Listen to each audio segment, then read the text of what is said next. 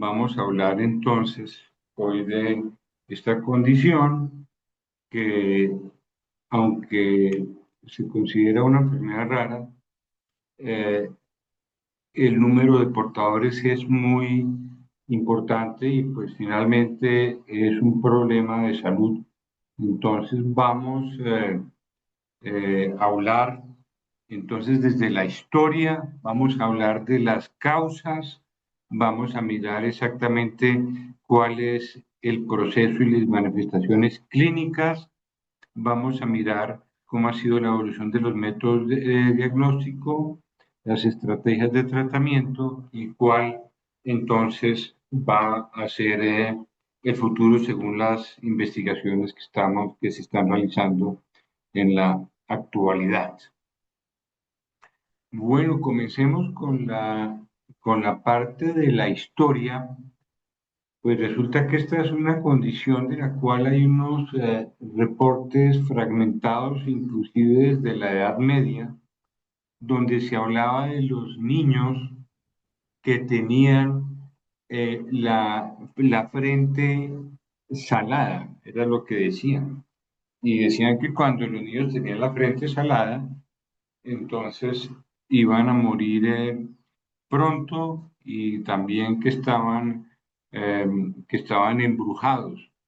Entonces después ya tenemos en 1595 ya una descripción de un anatomista danés donde habla del páncreas blanco y en España en 1606 se escribe entonces Alonso eh, de los Riges de Fonteca en Henares, de un niño que estaba embrujado con la frente salina, que posteriormente murió.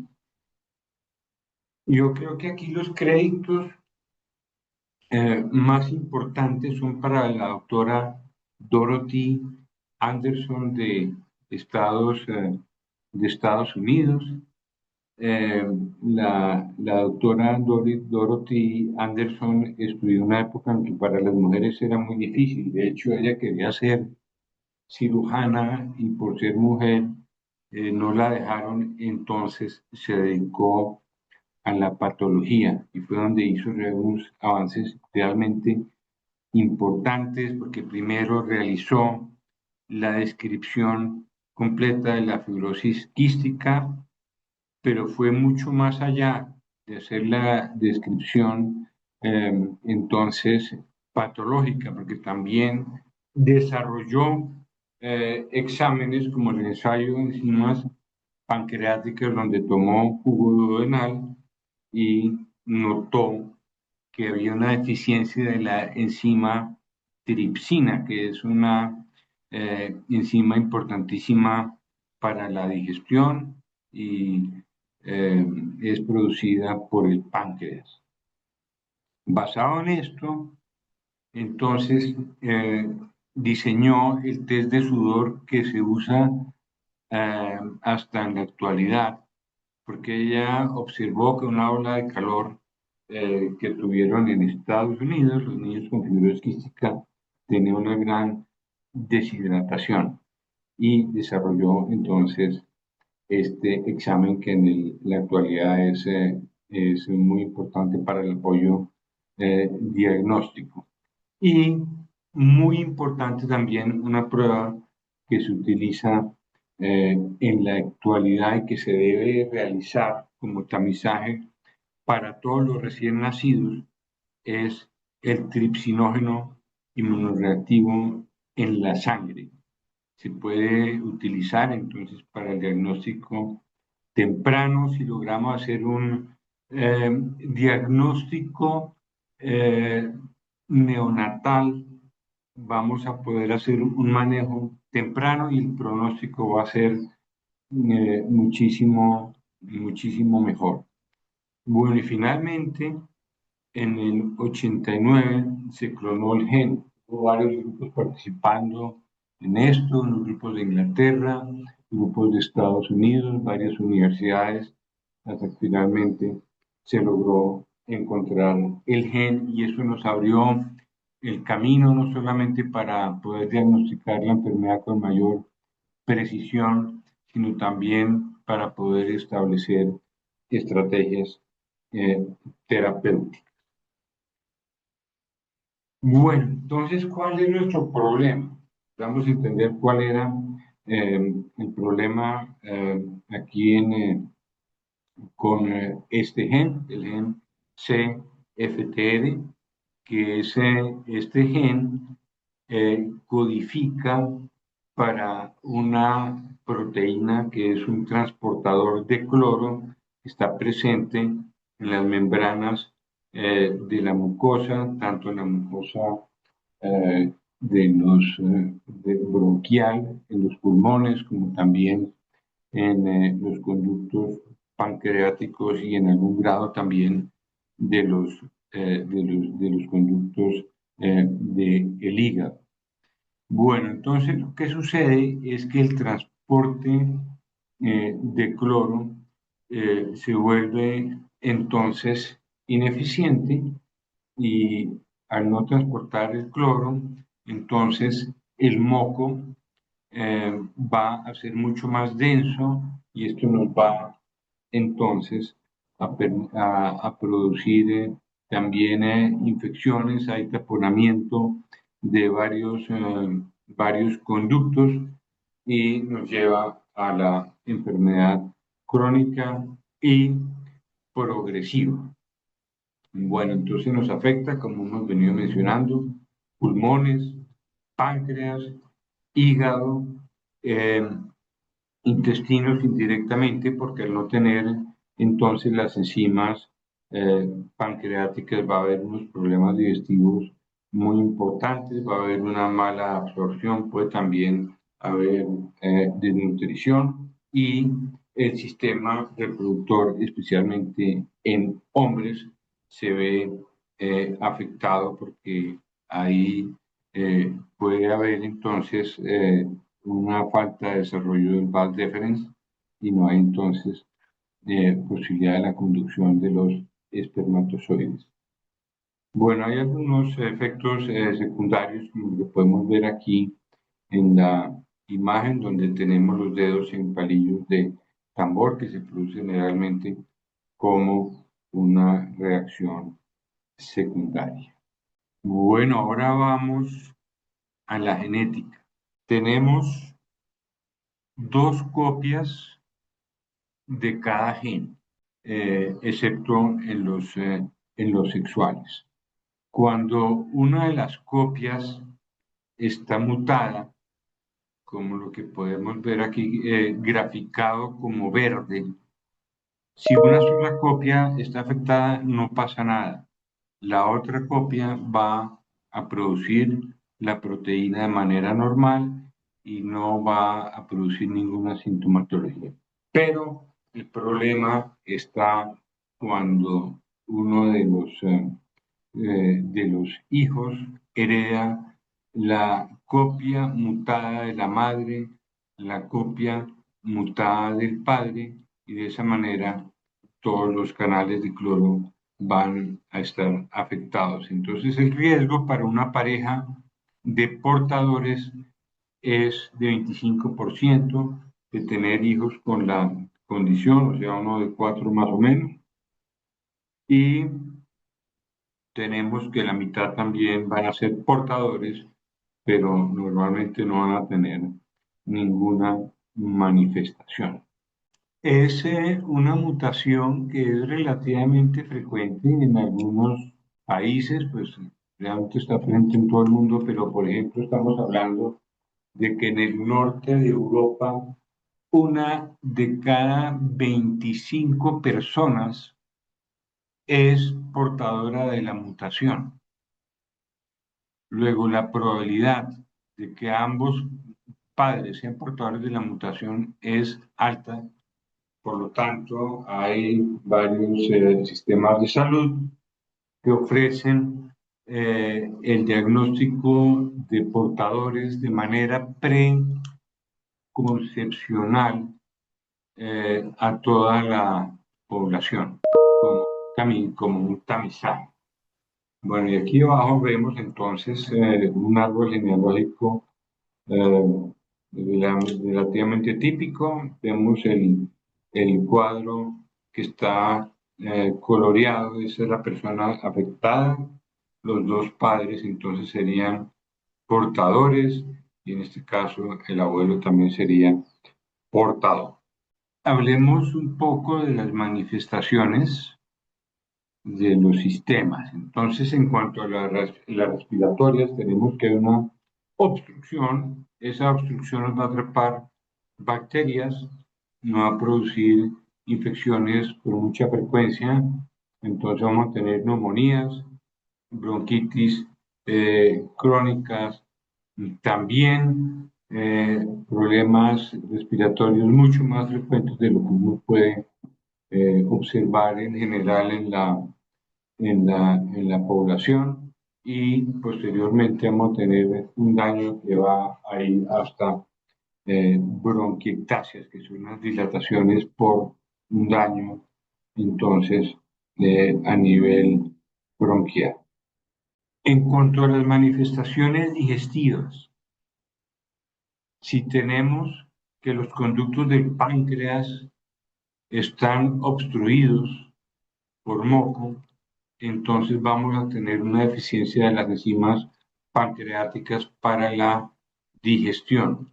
Y sin las enzimas pancreáticas, entonces vamos a tener una mala absorción, por ejemplo, las proteínas no se van eh, eh, a poder procesar para poder ser digeridas y tenemos que también, al tener un daño del páncreas tan importante, posteriormente también se puede producir una diabetes.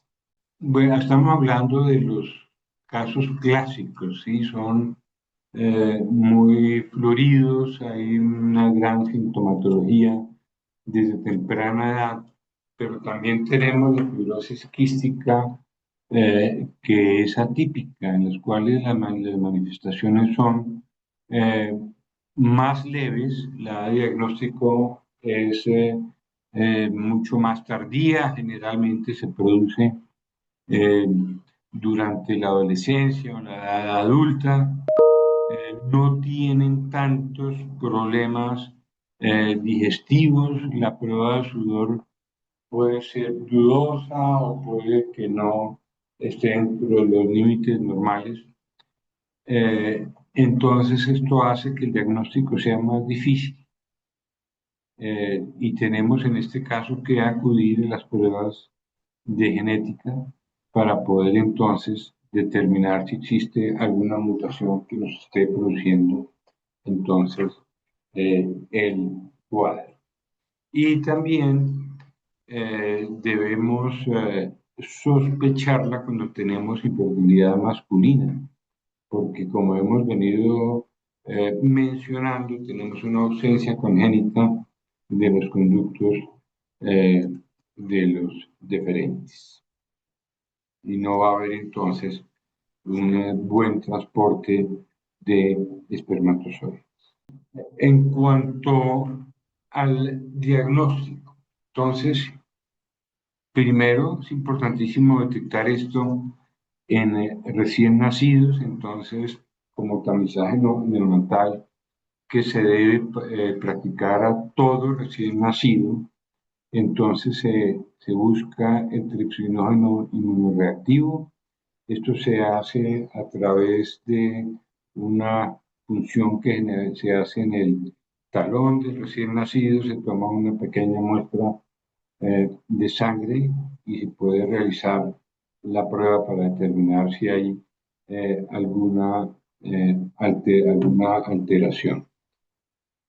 También tenemos la prueba de sudor y si tenemos el nivel que sea de cloruro mayor a 60 nanomoles por litro, va a ser entonces confirmatorio de una fibrosis quística. Y posteriormente podemos hacer el estudio genético como otra prueba confirmatoria pero además es muy importante porque cuando tenemos una alteración genética, el afectado no es solamente el paciente que tenemos en el consultorio, sino también debe haber muchos portadores en la familia. Entonces, la identificación nos permite hacer un manejo integral que sea mucho más apropiado. Bueno, entonces, ya en cuanto al diagnóstico molecular, la Asociación de Americana de Genética, entonces tiene un panel de 23 genes que se puede usar inclusive también eh, para tamizaje metabólico, pero en la actualidad tenemos pruebas que son más eficientes a través de secuenciación de nueva generación y pues también se ha ampliado de tal manera que algunas mutaciones que en una época eran difíciles de encontrar se pueden entonces eh, se pueden hallar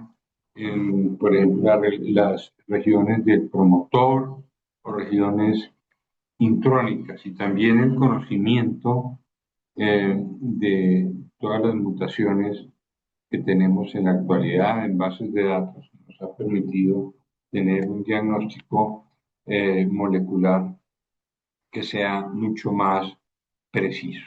Bueno, entonces hablemos del tratamiento. Eso debe ser un tratamiento interdisciplinario. Necesitamos de la terapia respiratoria, que esto debe ser permanente, los medicamentos inhalados mucolíticos como la Ornasa alfa o en su defecto la solución salina, nos puede ayudar muchísimo para evitar que el moco quede en los conductos y se pueda producir entonces la infección, el manejo de antibióticos para cuando tenemos infecciones crónicas y desde hace algún tiempo tenemos ya medicamentos que son moduladores del gen de la CFTR que nos van a corregir hasta algún grado los defectos de eh,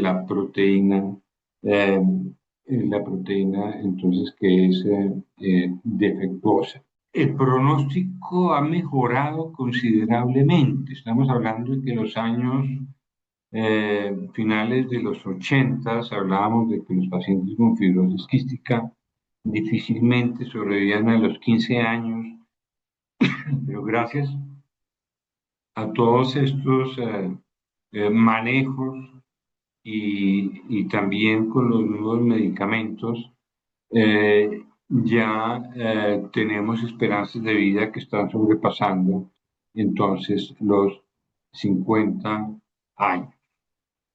Tenemos también la importancia del soporte nutricional, porque como hemos mencionado, las enzimas eh, pancreáticas pueden ser deficientes, entonces pueden eh, tomar y también las vitaminas liposolubles con una dieta alta en calorías, grasas y también sal. Cuando el daño es ya muy importante, entonces tenemos también la opción de el trasplante de pulmón, que pues nos ha ayudado muchísimo. Bueno, tenemos entonces, para mirar aquí en mayor detalle, los medicamentos actuales, los moduladores de la CFTR de la fibrosis quística, nos ayudan a mejorar entonces la función y son especialmente útiles en la mutación delta F508, que es la mutación más frecuente en la mayor parte del mundo. Resulta que si en este caso, si esta proteína pudiera, en la célula, pudiera llegar a su destino, desde el retículo endoplásmico hasta la membrana, la proteína podría funcionar, pero tiene un pequeño efecto que hace que un sistema de control interno de la célula entonces la destruya, entonces es insuficiente la proteína que puede llegar a su destino funcional. Entonces, estos medicamentos de esta generación, como el Ivacaftor, la mezcla de varios de estos medicamentos, como podemos ver en el Trikafta, nos va a mejorar el poder llevar esta proteína entonces a la membrana de la célula y poder mejorar la función de los canales de cloro. Y se han venido, diferentes casas han venido entonces desarrollando medicamentos con una función que puede ser similar y nos mejoran el pronóstico de una manera sustancial. El sueño, la terapia génica. Si el daño está en el ADN, pues lo ideal sería poder intervenir directamente en el ADN. La fibrosis quística ha sido un blanco para todas las investigaciones. Estamos hablando desde finales de los años 90 ya se venían desarrollando estrategias de terapia génica. Entonces, ¿qué se hacía? Se producía un gen sano, se encapsulaba en unas microgotas de lípido y se daban entonces como un spray que el paciente aspiraba para que llegara al pulmón. Hay otras estrategias, por ejemplo, como poder introducir el gen en un adenovirus para que lo llevara el adenovirus también al pulmón. Y de esta manera hay un sinnúmero de estrategias que se han usado como de manera experimental. Pero la verdad han pasado ya muchos años, estamos llegando a los 30 años y en este momento todavía no se ha logrado una buena estrategia de terapia génica, pero probablemente en algún futuro podamos tenerlo y que sea determinante en la mejoría y en el pronóstico para los pacientes. Bueno, entonces, como conclusiones, tenemos que la detección temprana mejora significativamente la calidad de vida y que es muy importante realizar el tamizaje eh, neonatal. Tenemos que los nuevos medicamentos y las nuevas estrategias han mejorado sustancialmente la esperanza de vida de los pacientes y que el enfoque debe ser multidisciplinario. Bueno, muchas gracias. Si los síntomas varían de acuerdo a la edad. Unos son los síntomas de niños y otros son los síntomas de adultos. Sí, estamos hablando de la fibrosis quística, la típica y la atípica, ¿no es cierto? Entonces, cuando tenemos mutaciones como la delta F508, que es la más frecuente, vamos a tener la presentación a temprana edad, durante el primer año de vida ya vamos a tener los problemas respiratorios, digestivos. Pero la típica cuando son mutaciones que tienen una severidad menor, van a tener una presentación que puede ser inclusive hasta en la edad adulta, pero va a ser generalmente mucho más leve o puede presentarse solamente la alteración en uno de los sistemas. Puede ser, por ejemplo, o respiratorio o digestivo, o puede ser también un problema de fertilidad según el tipo de mutación que podamos presentar. Doctor, pero es normal encontrar o diagnosticar la enfermedad en personas adultas porque uno imaginaría que las crisis se vienen cuando están pequeños, porque seguramente el sistema de defensas del cuerpo se está desarrollando y los niños pues son muy permeables a cualquier situación de estas. ¿Es normal el diagnóstico en una persona de 18, 20, 30 años? Es mucho más raro, y es que adicionalmente el diagnóstico es mucho más difícil, porque por ejemplo, pruebas clásicas como la prueba del sudor pueden ser inclusive normales o estar en el límite. Así que no puede uno decir, francamente, esta prueba de sudor está alterada. Y es cuando nos toca entonces ir a las pruebas moleculares para buscar mutaciones que normalmente no son las mutaciones frecuentes ni las clásicas, sino son algunas mutaciones que pueden dar una alteración mucho más leve de la función. Realmente sí hay una función, pero es un poco deficiente la función. A diferencia Perfecto. de otras mutaciones de presentación en la infancia donde la función está severamente comprometida.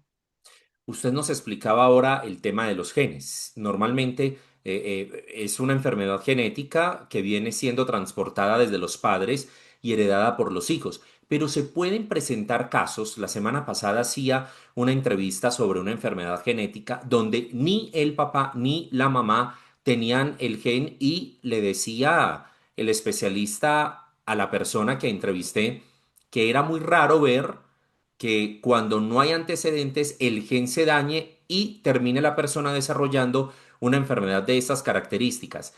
En el caso de la fibrosis quística, ¿se puede dar este ejemplo o definitivamente no? Estamos hablando de dos tipos diferentes de enfermedades genéticas. ¿Sí? Cuando estamos hablando de una autosómica dominante, como en el caso de la semana anterior, si solo con una de las dos copias afectadas se manifiesta la enfermedad. Entonces, es factible que, que en casos, por ejemplo, como la acondroplasia, que es la condición en la cual hay una baja talla, o cuando estamos hablando de alteraciones eh, eh, como, que pueden ser como las alteraciones óseas que que se estuvieron mencionando. Entonces, si es una sola mutación, puede presentarse que los padres sean sanos. Pero cuando se necesitan dos mutaciones, es mucho más improbable que los padres no sean portadores. Ok, Sí, perfecto. entonces, en las recesivas, eh, lo probable es que tengamos alteración en los dos padres como portadores.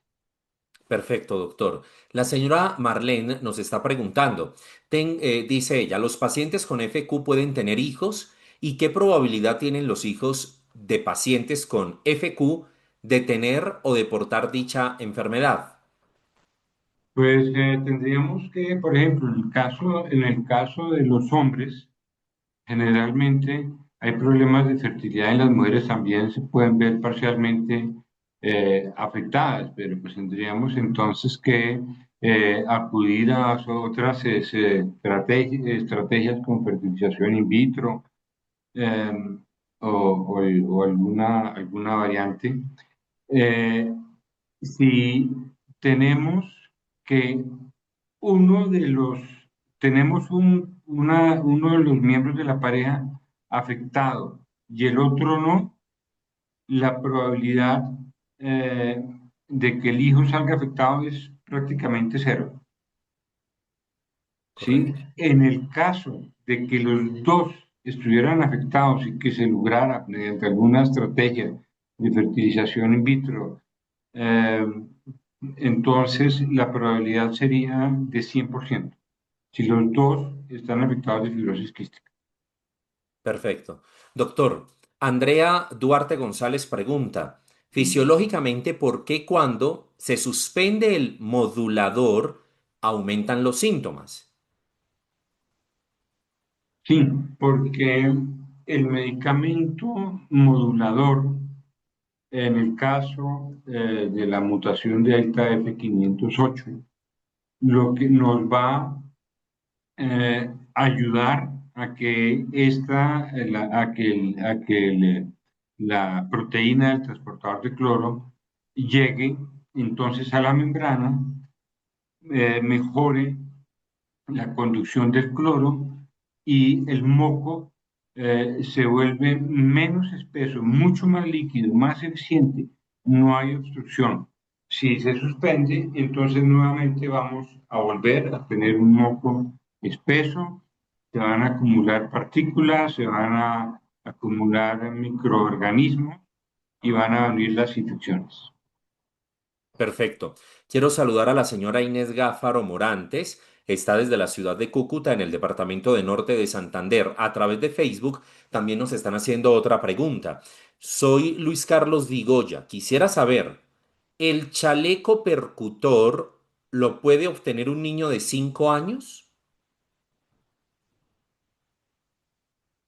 Estamos hablando del mecanismo para hacer la prueba de el sudor, sí se puede utilizar. Perfecto. Doctor, ¿cuándo se considera que el paciente es apto o que reúne las características para hablar que puede ir a un trasplante de pulmón? Cuando la función pulmonar ya se ve severamente afectada, cuando la calidad de vida del paciente está severamente comprometida, entonces pues entra en el programa de trasplantes, pero pues obviamente esto tiene también un proceso que es largo y que puede ser también un poco difícil para poder encontrar entonces el donante apropiado. Y es muy complicado encontrar un donante apropiado porque tengo entendido que se tiene que jugar con el tamaño del pulmón más la capacidad torácica de la persona que va a recibir ese pulmón.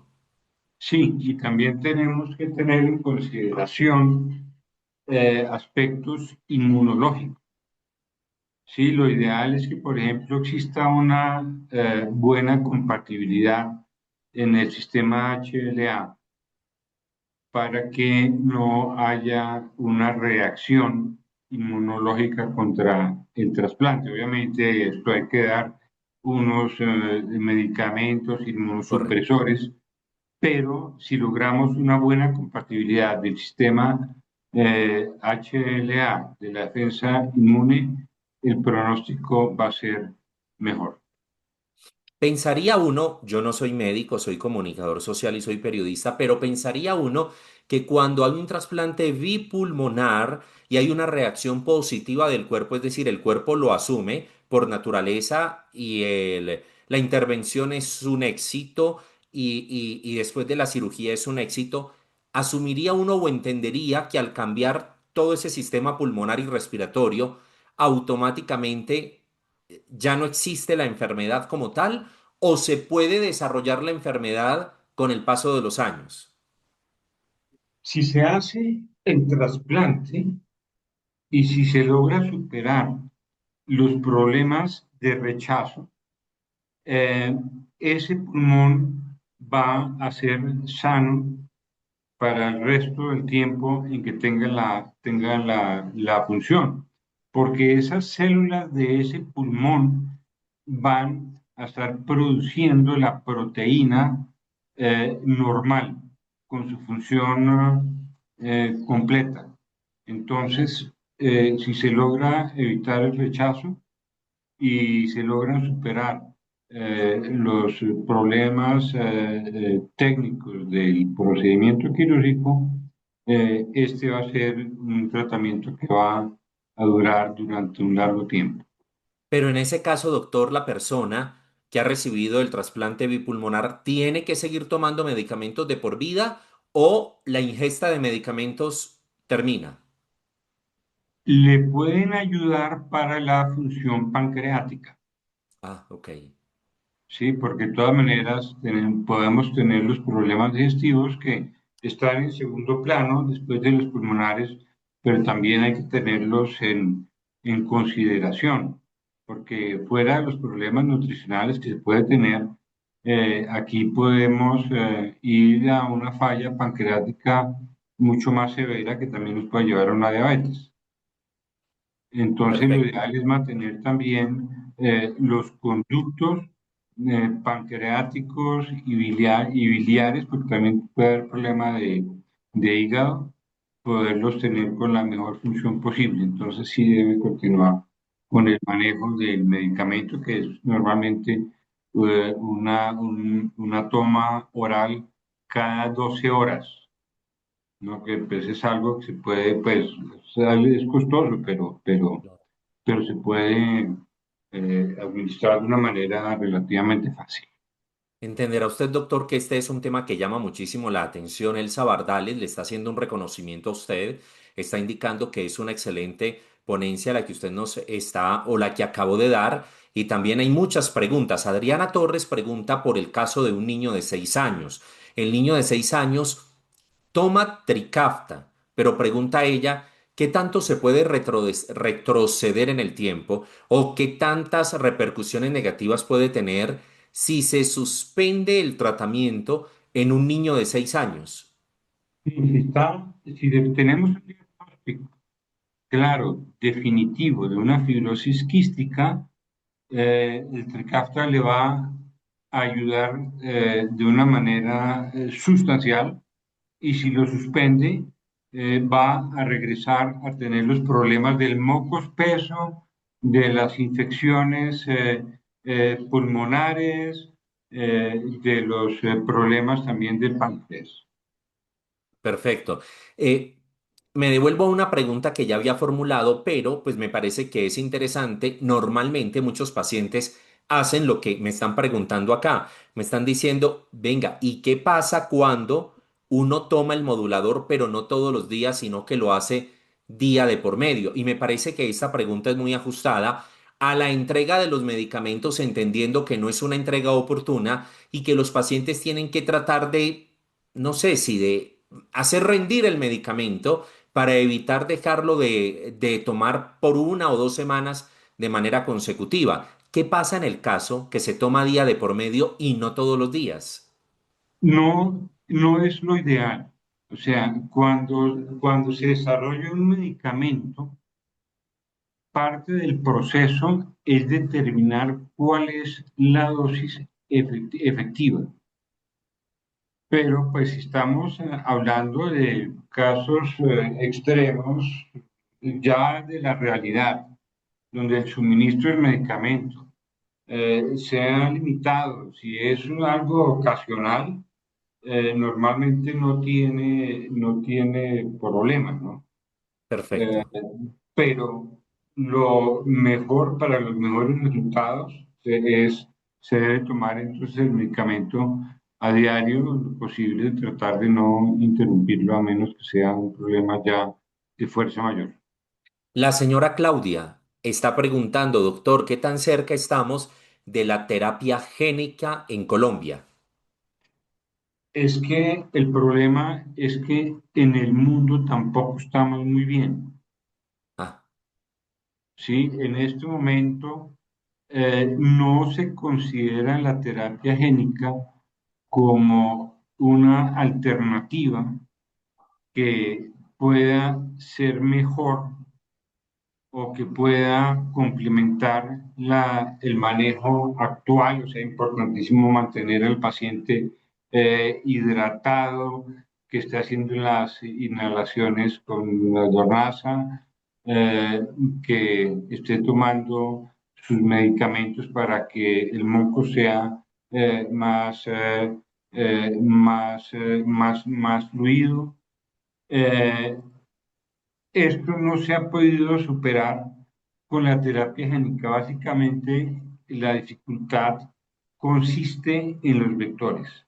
Los vectores son aquellos medios mediante los cuales se lleva el gen a la célula donde debe completar, debe tener su función. Entonces, ¿qué estrategias tenemos? Uno, eh, tenemos unas micropartículas de lípido, ¿no?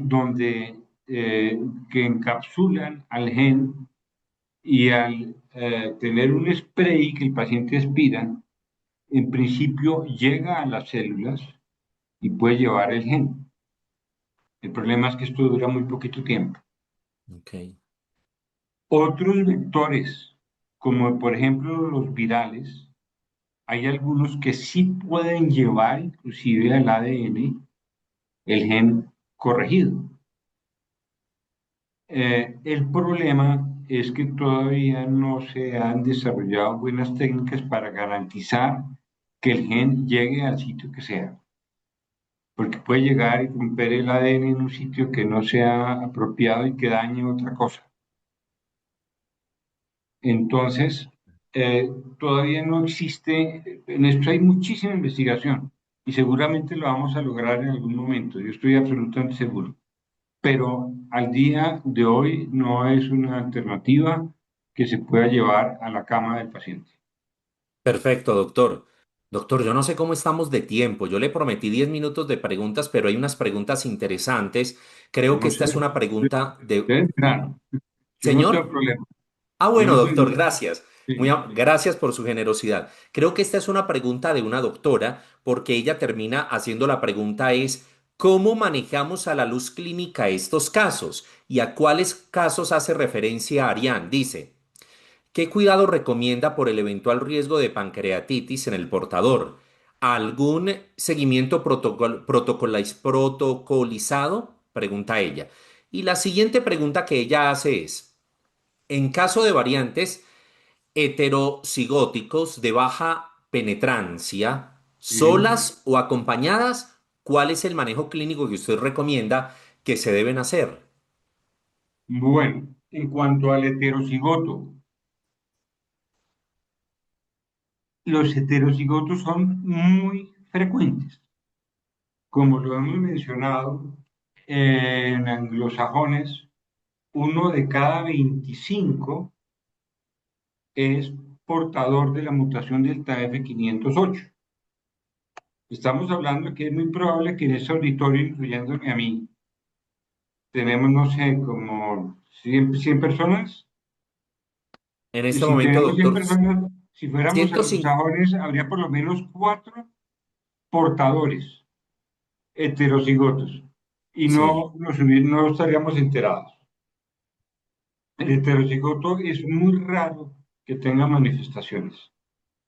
Sería absolutamente exótico.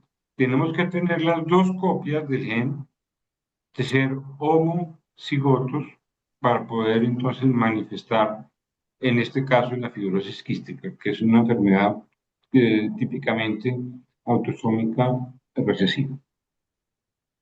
Ok, y ante la primera pregunta, el riesgo de pancreatitis.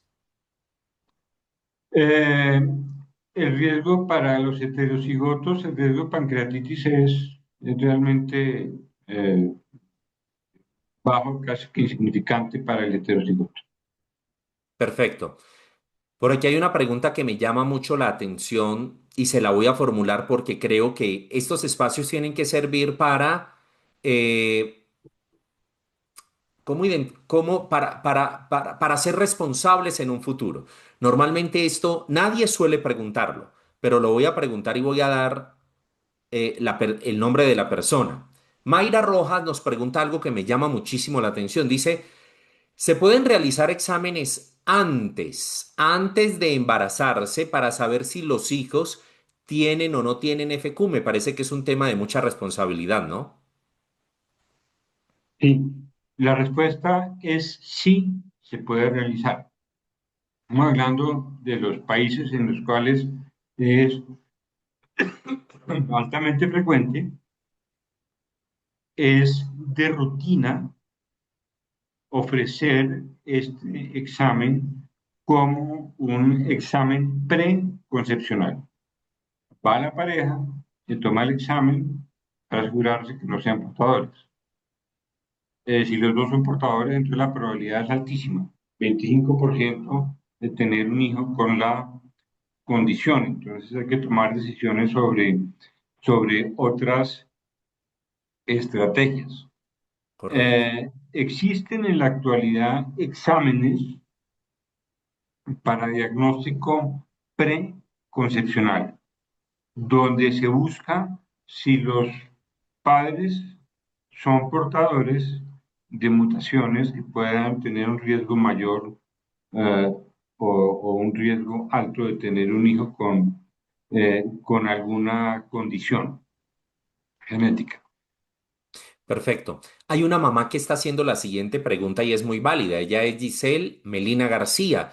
Ella tiene dos hijos, los niños tienen afectación 508 homocigoto. Y dice ella, hay uno que presenta una afectación pulmonar frecuente, pero el otro niño, el menor, el más pequeño, no presenta nada de eso. A veces se manifiesta con algunos inconvenientes estomacales, pero eso es muy de vez en cuando. Pregunta ella es, ¿por qué si tienen la misma mutación, son hermanos, por qué se manifiesta de manera tan diferente entre el uno y el otro? Esa pregunta es muy buena y eso se aplica también para muchas condiciones genéticas y es un objeto de mi investigación personal. ¿Sí? ¿Por qué? Y esto lo veo en todas las enfermedades. Podemos tener inclusive gemelos idénticos, o sea, tienen la misma genética, han estado en el mismo ambiente uterino, tienen la misma crianza, que tienen la mutación se puede manifestar de diferentísimas maneras. Ese nunca va a ser absolutamente igual, porque es que hay muchos factores del medio, la dieta que tiene el niño, los hábitos respiratorios, el líquido que va a tomar. Sí, por ejemplo, hay enfermedades genéticas en que en la misma familia, teniendo exactamente la misma mutación, vamos a tener que un paciente, por ejemplo, síndrome de Waardenburg, un paciente puede tener el uno problemas del oído, el otro un mechón blanco, el otro los ojos de diferente color. A veces son tan diferentes las manifestaciones que uno ni siquiera que pasa desapercibida la enfermedad o la condición. Entonces la respuesta Perfecto. es que con la misma mutación no siempre vamos a tener las mismas manifestaciones. Muy bien. Doctor, y un par de preguntas más. Daniela está preguntando lo siguiente. Daniela dice, ¿cómo se puede detectar la enfermedad sin que sea confundida con unas patologías, por ejemplo, como la neumonía o la bronquitis, e entendiendo que los síntomas terminan siendo un poco similares? Perfecto. Cuando tenemos, bueno, lo ideal es que se haga el diagnóstico neonatal, que en el tamizaje del recién nacido se haga el examen y se pueda determinar si tiene o no tiene la fibrosis quística. Esa sería la primera línea de diagnóstico. Más adelante, si se trata de un problema respiratorio ocasional que no repite, probablemente no lo sea, pero si estamos hablando de niños que tienen problemas respiratorios muy frecuentes, varios en el primer año de vida, debemos sospechar entonces la fibrosis quística y debemos tomar entonces exámenes, primero, por ejemplo, electrolitos en sudor, que es un examen relativamente más asequible que el examen de genética molecular y, y si tenemos unos resultados dudosos, entonces podemos hacer la prueba de genética molecular. Perfecto. Pues Clara Inés Peláez desde Manizales le dice, doctor Ignacio, muchas gracias, excelente su participación. Shirley Guerra dice, excelente la información del doctor. Pues doctor, creo que hemos cumplido con su participación, con sus aportes que son valiosos. María Mengíbar desde El Salvador también envía muchos saludos. Pues doctor, muchísimas gracias por haber estado con No, nosotros. gracias a ustedes y gracias a la audiencia por No, a la usted. atención. Diana Gil no me perdonaría si lo dejo ir sin esta pregunta que ella me formula. Qué pena. Tranquilo. ¿Es conveniente que todos los niños con FQ inicien Trikafta para mejorar su calidad de vida? La respuesta es sí. Es un tratamiento que ha demostrado ser determinante en el pronóstico. Y con todos estos tratamientos hemos visto que la esperanza de vida ha mejorado sustancialmente y que probablemente tratados de una manera adecuada vayan a tener una larga vida y relativamente sanos. Bueno, doctor, ay, doctor, no sé qué voy a hacer con usted porque Shirley Guerra me dice yo. Voy a formular la pregunta, no la he leído, apenas la voy a leer, pero dice textualmente, mi niño que es FQ atípico sin genotipo definido y toda su clínica hace pensar tener alguna de las mutaciones, le sale positivo el Gibson de sudor y el genético sale que no, descarta ni confirma. Aún así, ha tenido toda la clínica pulmonar y gástrica. Ha sido nuestra duda. Textualmente, la verdad no entiendo la pregunta, pero usted de pronto sí la puede comprender un poco. Sí, yo lo entiendo. O sea, tiene la clínica, tiene problemas respiratorios, tiene los problemas entonces eh, pancreáticos, tiene también los electrolitos en sudor. No se ha podido realizar la confirmación genética. ¿Correcto? Esto es frecuente. Todavía nos falta mucho para el diagnóstico genético. Hay veces que lo que estamos mirando, ahí no vamos a encontrar la mutación. Pueden estar en regiones que nos están buscando, regiones del promotor. Puede haber también sitios o otras interacciones de genes. Entonces, si tenemos la clínica, si tenemos electrolitos eh, en sudor y en la prueba genética no se puede encontrar la mutación, se debe entonces hacer el manejo como si, eh, eh, el manejo considerando que sí tiene la fibrosis quística. ¿Y en qué momento puede esperar la señora que en el tema genético se confirme o se Sí, descarte totalmente la eh, presencia de la enfermedad? sí, es necesario revisar con precisión qué prueba genética se realizó, porque es que hay, por ejemplo, pruebas genéticas en que miran solamente delta F508, una. Hay unas en que miran 24, 36 sitios específicos, ¿no? Hay que ver hace cuánto se lo hicieron, porque en la actualidad tenemos ya unos sistemas de secuenciación que van a leer mucho más, que tenemos más información de qué mutaciones sí producen la enfermedad y cuáles no. Y además estamos en este momento mirando algunas regiones que antes no se estudiaban, como por ejemplo los intrones o los promotores que están distantes al gene, sí, pero que pueden producir entonces algunas alteraciones en la producción de la proteína. Perfecto. Pues doctor, muchísimas gracias, muy amable por su No, participación y por estar con nosotros. no a ustedes por la invitación.